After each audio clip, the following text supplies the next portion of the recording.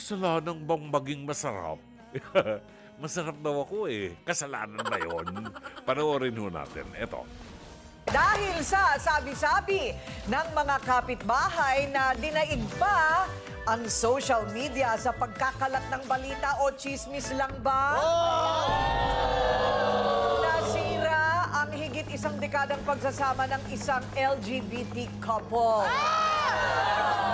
Yung isa raw kasi, very close sa kapitbahay nilang may reputasyon na mahilig kumabit.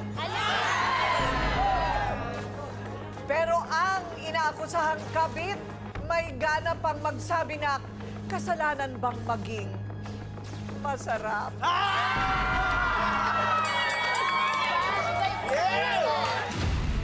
Hoy, Katkat, tigilan mo yung partner ko, ah. Hindi na ako natutuwa sa'yo. Huwag mong hintayin maubusang pasensya ko sa'yo. Pakiusap lang. Tigilan mo sa iba ka nalang pumate. Ay, Suset, ulitin ko sa'yo Magkaibigan na kami ng partner mong si Kim. Kaya tigil-tigilan mo yung kaiisip mo sa akin Tumigil ka na. Kahit isa lang yung masasabi ko, sana makahanap ka ng relasyon na para sa'yo lang talaga.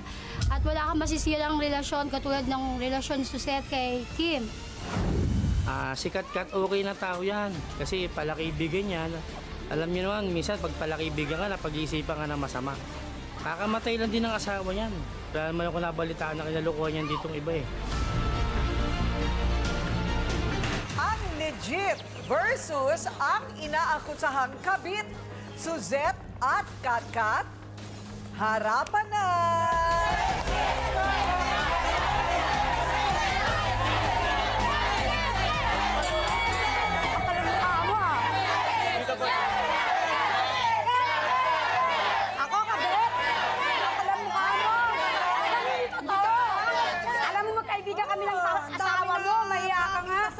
Mangangabit ako, bakit ako kami asawa Hindi ako masasarap sa asawa mo. Sasabit ka lang din naman.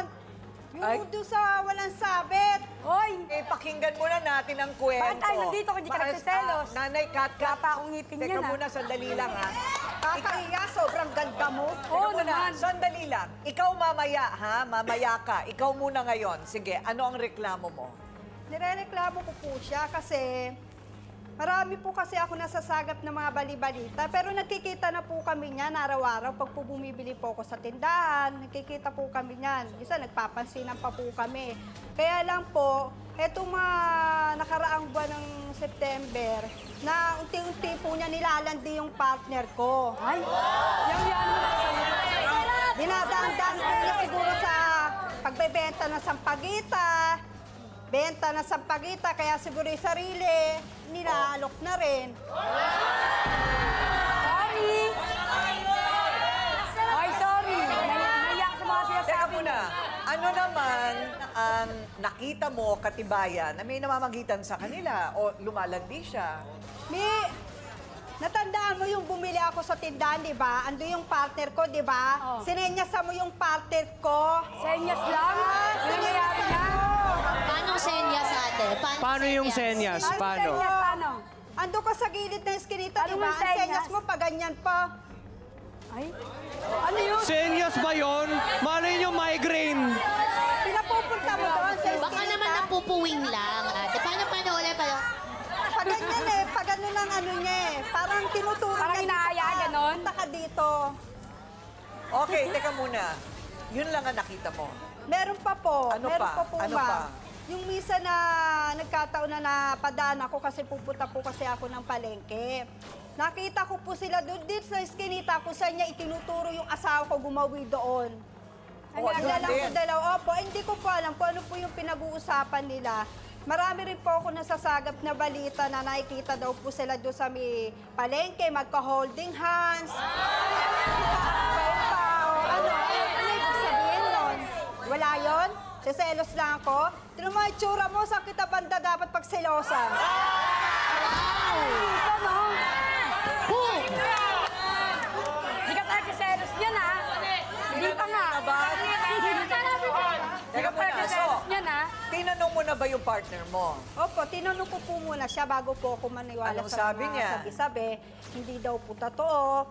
Pero tinanong ko rin po siya kung bakit pagkagaling po niya sa pagtitinda. Kasi po, yung partner ko po, pagkagaling po niya magtinda, diretso sa bahay, hindi na po yan lumalabas. Andun na po siya sa bahay maghapon. Ang pinagtataka po ngayon, pagkagaling sa tinda, uwi sa bahay, labas kagad, tapos uuwi, alas 8 ng gabi. Minsan, inaabot pa po na alas 10 ng gabi. Eh, hindi naman po niya gawain yung ganun.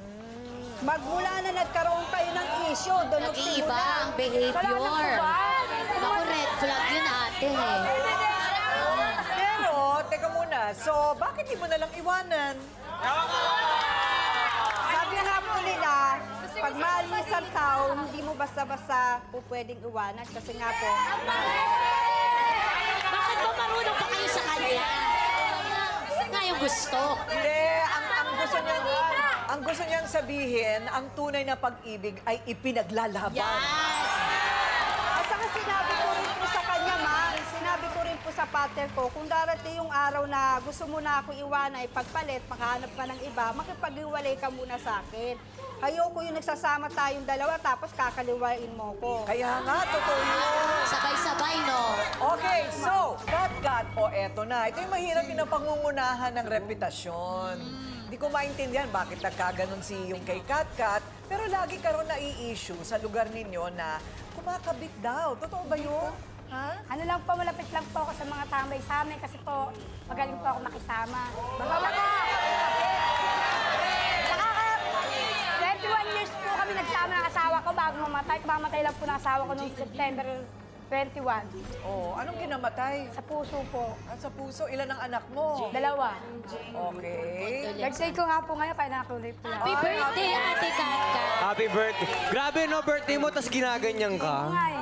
Oh. Ewan ko ba rito, alam naman niya kaibigan ko yung asawa niya. Ba't ka alas mamatay sa kakaselos sa Saka akin? sa dami ng mga Alam mo yun. Bakit? Teka muna. So, siya ay lesbian, no? Tomboy. Pero ano ba? Mukhang lalaki? Mukhang lalaki ba? Opo, mukha po lalaki. Kaya po siguro akala niya lalaki, kaya sumabit. Ayun. Ayun. Grabe, ah. So, kumbaga, pogi. Pogi. Pogi po siguro sa paningin niya, sobrang pogi. Nasaan na ba ang parang tingin? Matingin ako.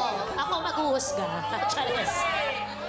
Paano ka ba, teka muna, paano ka ba makitungo? Kahina-hinala ba? O Ewan kaya, ko sa kanila, basta po. Ewan ko basta ngayon, ba't ingit sa akin? Sa amin po kasi, pag lumalabas ako, nasa lubong na ako ng mga tambay doon. Kati dito ka, upo ka dito. Kumbaga kasi, friendly po kasi ako eh. Ano, Miss Congeniality? Lahat friend mo. Opo, lahat po. At nga po bakla sa amin, friend ako eh. Eto kasi pinaglalabas sa bayan, kaya... Lahat pala ng friend mo, kailangan mag-holding hands kayo. Ay, Lahat pala ng Bawal na yun? friend mo, kailangan umaakbay sa'yo. Wala namang masama doon ah. Hala! Oh, friends kami. sabihan mo yung jowa mo, wag ako. Friendly mo? Yung jowa mo, wag ako. Kasalanan ko ba? Mas mahaba ang oras. Ano tingin ninyo sa, kanitin yung dalawa ng partner ko, magkaibigan na kayo. Meron ba magkaibigan na magka-holding hands? Meron! ay, alam mo, pambansang problema talaga yung pustiso, no? Pambansang problema. Uy, makipila ka, meron kaming libre. Hindi pa pustiso. Hindi alam mga matay na selos ko, pag may pustiso na ako, ngayon pangalan, tignan nyo. Oo. Okay, so teka muna. Mamaya, iwanan na ng jowa niya yan. Sabi ni ate, wala pa nga daw pustiso, maganda na. Paano kung may ipin pa? Teka. So, sadya ka lang nakakaakit o talagang... Ano? Hindi kasi parang inamin mo na, di ba? Kasi mas ano ka daw. Sabi mo daw, mas ano ka. So, totoo ba yon sinabi mo? Totoo po yun na masarap. Masarap akong maisama. Akong maging kaibigan. At least nilinaw niya, di ba? Nililinaw niya. Talaga. Kaya nga, ayaw nang umuwi sa'yo ng asawa dahil Sa sobrang kasarapan mo makisama, kung saan-saan na tumutungo yung kasarapan sorry. na sinasabi mo. Hindi kami aapat yan. Tiwali sa asawa ko kung ganun ako. Okay, Dr. Love, turn off ba sa lalaki o sa partner na masyadong selosa yung kinakasama? Nakakainis kasama yung ganun, Ate Corinne. Oo, nakakainis. Pag masyadong silosa, parang nakakasakal. Di ba? Bakit hindi natin pagbutihin yung pagsasama natin para masaya tayo every time we're together kaysa doon sa nagsiselos. Insecurity yan. Yun na nga nakaka-turn off yun. Dahil dapat, Suzette, kung talagang wala ka ng tiwala doon sa partner mo, iwan mo na lang, di ba? Right. Pero yung... Alam mo Yung sa akin lang naman po, ma'am, wala naman po sa akin yung kung totoo man po, hindi. Kung totoo man, dapat po, aminin na po sa akin. Hindi yung ang daming na po ako nasasagap na mga bali-balita. Tapos tinanong ko na rin po yung partner ko, ilang beses na pilit na itinatanggi. Hindi ba dapat yung partner mo yung nirereklamo mo, hindi siya? Isa siya sa mga nakakita na madalas magkasama at magkausap daw sina Kim at Katkat. Pero ano nga bang basihan niya at ano yung pinag-uusapan para paghinalaan ang dalawa at magsusumbong pa sa kaibigan niyang si Suzette? Prince, humarap ka na. Ayan na, nakakita sa inyo. Ilang beses ko na po nakikita yan. Halos pagdating po ng madaling araw, minsan nakikita ko rin po sila. Yung mag-uusap po sila, hindi po yung usap na talagang magkaibigan lang eh. Halos kala mo naglalandian na po talaga.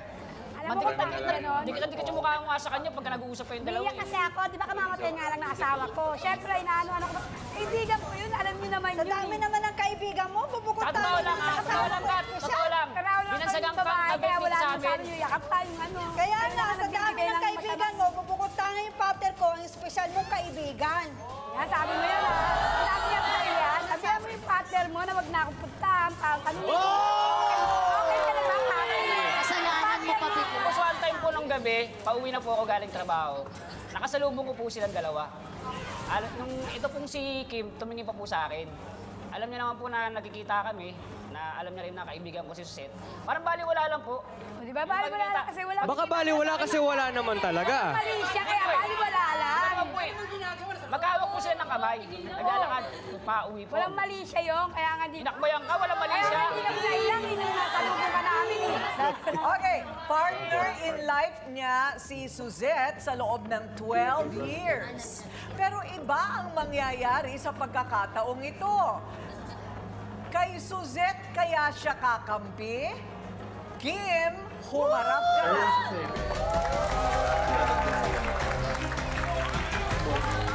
O sige kayo na, Pogi. Bakit, Kim? Bakit hindi mo paliwanag kung anong pakiramdam mo dito sa lahat? Ulit-ulit ko naman bukas yung sinasabi sa kanya na wala eh. Magkaibigan lang talaga kayo ni Katkat. Hindi po. Hindi po? Anong meron sa inyo ni Katkat? Kaya nga po ako nandito para ano po sa tikat-kat na hindi po talaga totoo. Naiyak ko si Kim na. Nakapalaya. Sige, Kim. Explain mo sa amin. Emotional ka ngayon, bakit? Ang hirap po kasi magpaliwanag sa mga taong ano, mapanghusga sa kapwa. Hindi ako nanguhusga. Pasensya na, pero hindi ako nanguhusga. Ang pinagtataka ko lang, hindi ka naman dating gano'n, di ba? Pagkagaling mo sa pagtitinda, nasa loob ka na ng bahay, di ba? Hindi ka na lumalabas. Wala Ngayon, naman, mas lamang pa yung nasa labas ka kumpara wala sa naman loob. ako ibang kaibigan sa tikat-kat lang eh. Uuwi. Ano ibig sabihin na umuwi ka? Minsan, gabi na. Ano ibig sabihin, no? Papahangin lang ako sa labas. Papahangin? Nagpapahangin? Kailangan mo pa na may kasama? Magpapahangin ka lang? Nagkwentuhan May kami, electric fan sa kakamatay lang. bahay. Kakamatay lang ng May asawa electric niya. fan sa bahay. Iba ba ang hangin sa labas? Iba kasi sa bahay, Sa hangin sa lagi loob mo ng akong inaano bahay? sa bahay na lagi kami nag-ano ni Ate Kat. Ginagawa kasi yung asawa. May pag-asa pa bang maayos to kayo ni Suzette? Nasa kanya po yung pag-asa.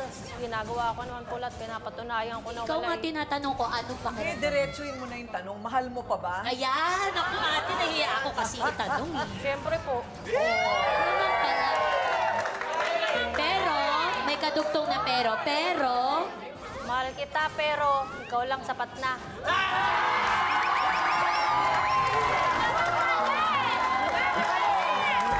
tingnan mo, Ikaw lang ulam na. baka ko na kasama niya rin. Ito din, ano yung original yun, ha? Ikaw lang sapat na. Oo, iba ate. Ang gandang title ng pelikula, no? Ikaw lang sapat na. Okay. So, kumbinsido ka ba? Ano, tingin mo? Hindi, ang gusto ko lang naman po kasi malaman, ma'am, ano po yung mga naririnig ko na mga bali-balita, tapos minakayang pa sinabi sa akin. Huwag na Totoo kasing ba yun? makinig sa mga balita. Babaal siya, kumain. Bakit kailangan nyo pa di ba? Alam ko, kailangan mong mag-comfort kasi babae ka, katulad nga po ng sinabi ni ma'am. Kailangan may limitasyon ka. Ba't kailangan nyo pa mag-holdingan, maghahawak kamay sa palengke? Paano kayo? Nasa luneta? Nasa harap pa mo yung asawa mo, ayaw mo papaniwalaan. Kaya nga, yun nga tinatanong ko eh. Yun nga tinatanong ko eh. Ba't Isa ginagawa mo, tingnan mo, ay pinapakita mo yun nga tinatanong ko eh. Brother Jun, ikaw, ano sa tingin mo? Sino ang nagkulang dito? Lahat sila nagkulang. Lahat yan, Ate Coring, yung hindi pagkakaunawaan sa bahay o paghihiwalay ng dalawang magkarelasyon, hindi pwedeng i-blame lang sa isa. Merong dalawa. Merong kayong pagkukulang sa isa't isa. Pero obvious na obvious ang malaking pagkukulang ni Suzette sa kanilang relasyon. Kasi Suzette, I'll be very honest with you. Kung ikaw ang karelasyon ko, hindi tatagal ng 1 linggo ang relasyon natin. Kasi yung ingay ng bunganga mo, yung pagsiselos mong yan, yung kawalan ng pagtitiwala mo, dyan pa lang ayoko nang umuwi sa bahay. I mean, take it as it is, ha? Isang kaibigan na nagpapaliwanag sa'yo. Kung kukontrolin mo, kasi very controlling ka eh. Very controlling ka sa kanya. Ultimong yung oras ng pagtigil niya sa bahay, paglabas. Iba ba ang hangin doon sa labas, dito sa hangin sa loob ng bahay? Masyadong controlling. No? Nakakasakal. So, mahalaga sa pagsasama yung dalawang bagay, respect, pagtitiwala, at saka yung paggalang at saka pagtitiwala, trust. Pag meron yung dalawang yon, automatic yung kasama yung love. Tatlo yan eh, tatlong elemento yan. Pag nasira na yung respect, nawala na yung tiwala, goodbye na yan. No? So, baka po pwede pa ninyong pag-usapan. Baka pwedeng mailigtas pa. No? Mag-adjust kayo kay Suzette. Ano ang dapat mong baguhin sa iyong sarili? Kasi wala akong makitang ebidensya para idamay natin si Kat-Kat. Ang problema lang, Ate Coring, kay Kat-Kat, yung paglalabas niya ng mga salita na hindi kontrolado na maaaring two-edged sword. Kagaya ng sinabi niya, problema ko ba yan kung masarap ako? Ano yung masarap? Di ba? So, may ibang pakahulugan na nagtitrigger para lalong magalit yung nagsiselos. Mga kapatid, ito po si Brother June Banaag. Dito tayo sa totoo. Dito tayo sa True FM. Mag-subscribe at i-follow ang mga social media accounts at True Network PH sa FB, Instagram, X, YouTube, TikTok, and podcast.